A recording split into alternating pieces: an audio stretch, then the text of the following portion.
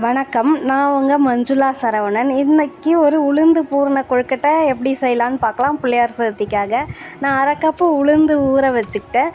அதே மாதிரி கொழுக்கட்டை மாவு 1/2 கப்பு எடுத்துக்கிட்டேன். 1/2 கப்பு எடுத்து அதில் கொஞ்சோண்டு உப்பும் நல்லெண்ணெயும் போட்டு எடுத்து வச்சுட்டு வெந்நீர் சுட வச்சுக்கணும். தண்ணி ஒரு திட்டமாக கொஞ்சம் அதிகமாக 1/2 கப்புனா 2 கப் அளவுக்கு தண்ணி சூடு பண்ணி வச்சுக்கோங்க.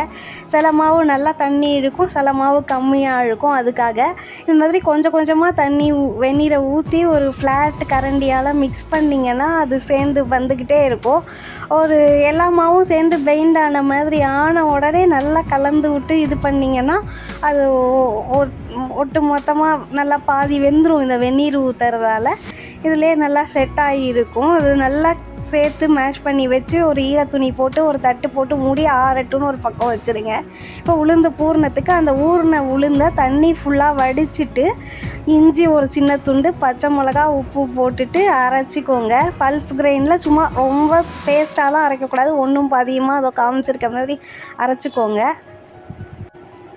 கடாயில் எண்ணெய் வச்சு எண்ணெய் சூடானோன்னே கடுகு, உளுத்தம்பருப்பு, கடலைப்பருப்பு போட்டு தாளிக்கணும்.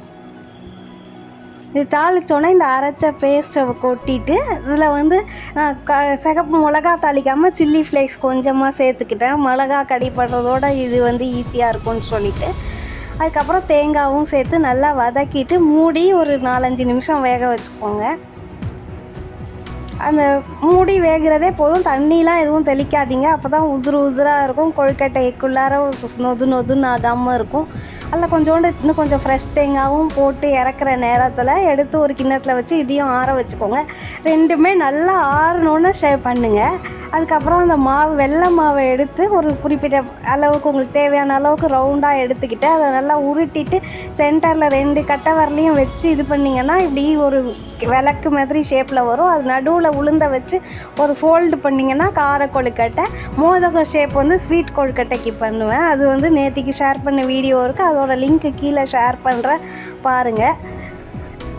கொழுக்கட்டையும் ஷேப் பண்ணி முடித்தோன்னே இட்லி பானையில் தண்ணி வச்சு நல்லா கொதித்ததுக்கப்புறம் ஒரு பிளேட்டில் உங்களோட கொழுக்கட்டையை எல்லாத்தையும் வரிசையாக அடுக்கி மூடி மீடியம் ஃப்ளேமில் 8லேருந்து 10 நிமிஷம் வச்சுட்டு திறந்து பார்த்திங்கன்னா எல்லாமே மேலே வெந்ததுக்கு அடையாளமாக ஒரு பளபளன்னு இருக்கும். அது மாதிரி ஆயிடுச்சுன்னா வெந்துருச்சுன்னா எடுத்து எல்லாத்தையும் சர்வ் பண்ணுங்கள்.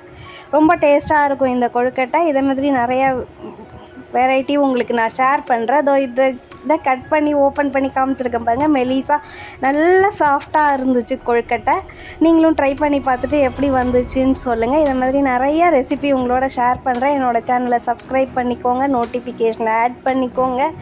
விரைவில் மற்றொரு வீடியோவில் சந்திக்கலாம். நன்றி, வணக்கம்.